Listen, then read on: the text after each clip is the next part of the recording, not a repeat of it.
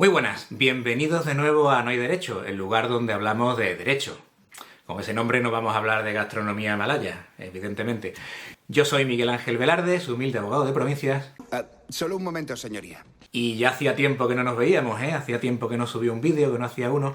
Aparte de la falta de tiempo, que es un problema importante, es que me he planteado hacer estos vídeos porque me paso aquí un tiempo explicando lo que es una constitución, lo que es un Estado de Derecho, lo que es una democracia, las garantías fundamentales, lo que separa una democracia de otro tipo de regímenes en los que nadie quiere... Bueno, nadie quiere, no. La gente realmente estoy viendo que sí los quiere, lo que le da vergüenza decirlo. El amo es mi amigo. Y claro, uno se lo plantea. Damas y caballeros del jurado, discúlpenme si parezco distraído. Últimamente he estado preocupado con cuestiones de moralidad. ¿Lo correcto o no? ¿El bien y el mal? Porque estamos en un país en el que el Tribunal Constitucional ha condenado 3 veces al gobierno por violar los derechos fundamentales de los ciudadanos. No estamos hablando de poca cosa, no estamos hablando de moco de pavo. Violar las garantías de los derechos fundamentales de los ciudadanos en varias ocasiones. ¿Y cuál ha sido la consecuencia? Ninguna. Y no estoy hablando solamente de los hooligans del partido del gobierno, porque todos los partidos tienen sus hooligans, que hagan lo que hagan, bueno, pueden sacar a su líder apuñalando a una pobre ancianita indefensa que lo van a justificar, ¿no? Estamos hablando de que incluso los que no son partidarios de este gobierno dicen, bueno, algo había que hacer, ¿verdad? Porque... Es la verdad tácita de la humanidad que ansiáis la subyugación. ¿Quién nos va a salvar si no? Fuisteis creados para ser gobernados. Al final, siempre os arrodillaréis.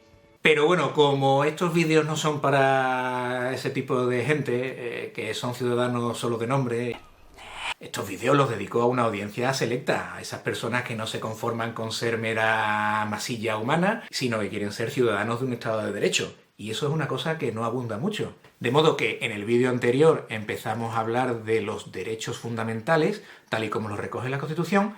Vimos ese artículo 10, ese artículo que era una especie de introducción de lo que eran los derechos fundamentales, y ahora vamos a meternos con el fondo del asunto, la chicha, lo gordo. A ver si nos da tiempo en este vídeo de ver el capítulo primero de ese título, que son 3 articulitos nada más, y son 3 artículos importantes, que es con los que empieza la redacción de los derechos fundamentales y los derechos del individuo y del ciudadano.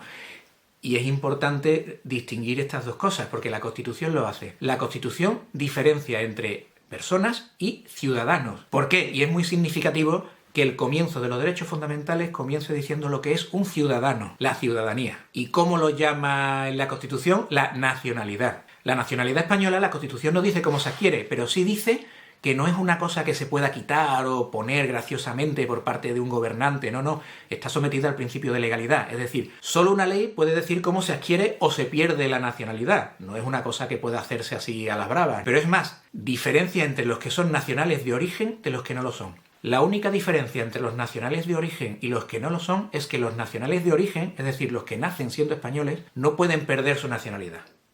Los que no lo son sí pueden perderlo, por las causas que diga la ley, no porque a alguien se le ocurra de repente este hombre no me cae bien, es feo... No. Lo que dice el artículo 11 es que tiene que haber una ley que establezca por qué y cómo se puede perder la nacionalidad. Pero eso solo le puede pasar a los que no sean nacionales de origen. Compatriotas, griego. Nací griego, pero yo he elegido ser romano. Teniendo en cuenta además que tu nacionalidad no influye en tus derechos civiles, como veremos en los artículos posteriores, incide en tus derechos políticos. Eso significa que para ejercer esos derechos políticos es muy importante tu nacionalidad. Por tanto, es importante que esa nacionalidad, y eso pasa en casi todos los países, sea exclusiva. Usted es español y no puede ser de ningún otro país. Pero, el artículo 11 da excepciones.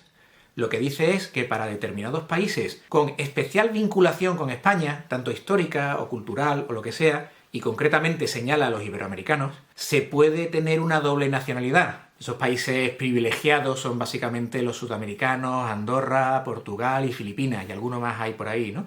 Básicamente lo que dice la Constitución es que en determinadas circunstancias los nacionales de esos países pueden ser también nacionales españoles, y los nacionales españoles pueden ser también nacionales de esos países sin perder la nacionalidad española, siempre y cuando, recíprocamente, esos países permitan mantener la nacionalidad española si se es nacional de esos países. Después el artículo 12 habla de la mayoría de edad, que se establece a los 18 años, la edad política, la edad mental, ya estamos hablando de otras cosas que escapan de este vídeo. Cuando alguien dice que quiere dejar votar antes de los 18 años, que sepan que hay que cambiar la Constitución, no se puede hacer así por una simple ley del Parlamento. Y el artículo 13 comienza declarando la jurisdicción territorial de los derechos fundamentales. ¿Y eso qué significa? Eso significa que los derechos fundamentales que reconoce la Constitución, al menos los derechos civiles, no así los políticos, como ya veremos, no dependen de la nacionalidad de una persona, dependen de en qué territorio esté. Es decir, en el territorio de España rige la Constitución española y rigen los derechos establecidos por la Constitución española. Si usted es un ciudadano de Corea del Norte y viene a España, puede usted leer la prensa que quiera y criticar a su gobierno, o al nuestro. Otra cosa es lo que pase cuando vuelva. ¡Socorro, socorro! ¡Me están reprimiendo! ¿Puede haber algún país en que sus ciudadanos tengan más derechos reconocidos que en España?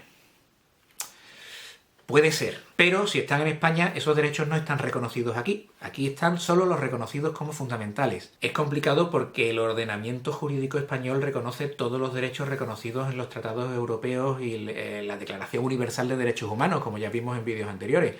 Es muy complicado tener más derechos humanos que los derechos humanos. Es más complicado tener más derechos fundamentales que los derechos humanos, porque el resto de derechos no serían derechos humanos, son derechos reconocidos por los estados. Pero bueno, no vamos a entrar ahora mismo a abrir ese melón porque ya hemos hablado de ellos anteriormente y ya posiblemente lo desarrollemos más adelante.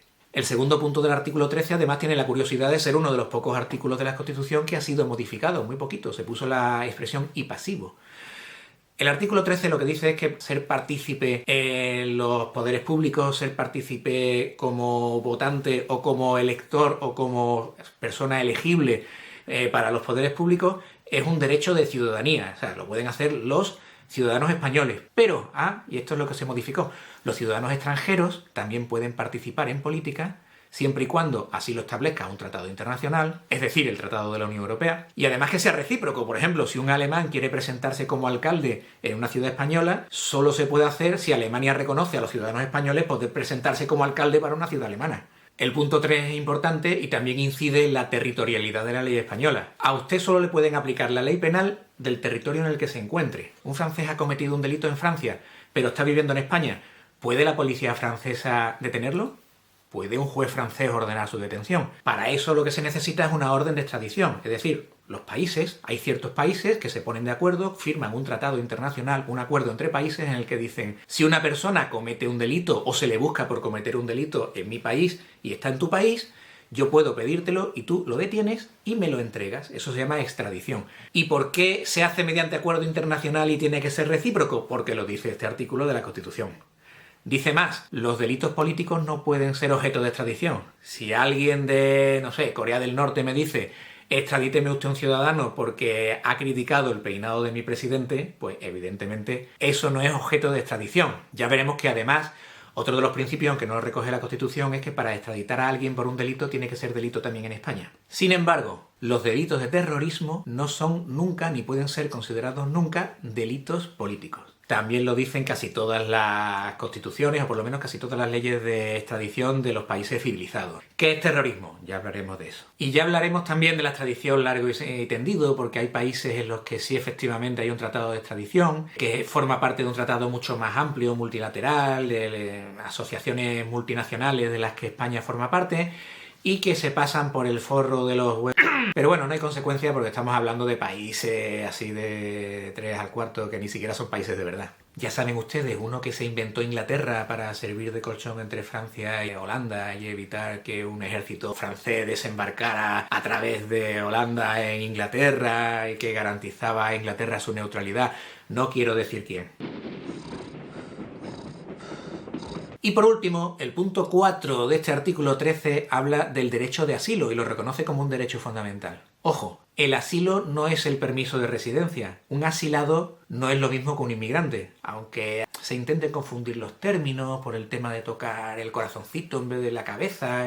Son cosas muy diferentes. Es muy curioso porque el derecho de asilo se le reconoce a los ciudadanos de otros países y a los apátridas, es decir, a las personas que no son nacionales de ningún sitio. Porque al contrario que en España, hay países en los que sí pueden retirar la nacionalidad a sus nacionales de origen. Entonces se convertirían en apátridas con un estatuto muy especial del derecho internacional. Si es que a cada artículo que comentamos se abren temas interesantes que podrían dar para uno o más vídeos, pero ya lo dejaremos para más adelante. Pues lo dicho, derecho de asilo significa que hay una ley, tiene que haber una ley previa que establezca quién tiene derecho a ser asilado, ser un refugiado en España y qué características tiene que cumplir y qué condiciones tiene que cumplir, básicamente ser perseguido por motivos políticos. En el país en el que se encuentran o el país del que es nacional, o no lo es si es una apátrida, puede ser violados sus derechos fundamentales básicos. Como hemos dicho, no es lo mismo un asilado que un refugiado político o un simple inmigrante que viene buscando unas condiciones de vida más favorables económicas o sociales. Totalmente comprensible y totalmente válido, pero que se rige por otras normas y otras reglas completamente diferentes. Pues básicamente estos han sido los 3 artículos que forman el capítulo primero del título primero de la Constitución Española, que es el comienzo de los derechos fundamentales. En el capítulo segundo habrá que detenerse un poquito más y ya lo dejaremos para el siguiente vídeo. Si les ha gustado, marquen el me gusta, suscríbanse si creen que lo merezco. Háganme los comentarios y sugerencias que vengan a bien. Si odian estos vídeos también díganmelo, que siempre es mejor decir algo que no encontrarse con nada. Y muchas gracias por haberme aguantado hasta aquí. Seguiremos en la brecha, seguiremos intentando explicar lo que es una constitución, lo que son las leyes y el derecho español, y con este ciclo de lo que es la Constitución española, qué significa y qué dice, y qué no dice. Yo soy Miguel Ángel Velarde, su humilde abogado de provincia, y esto ha sido No hay Derecho. Muchas gracias. ¿La gente quiere vivir en una democracia? Uy, me llaman.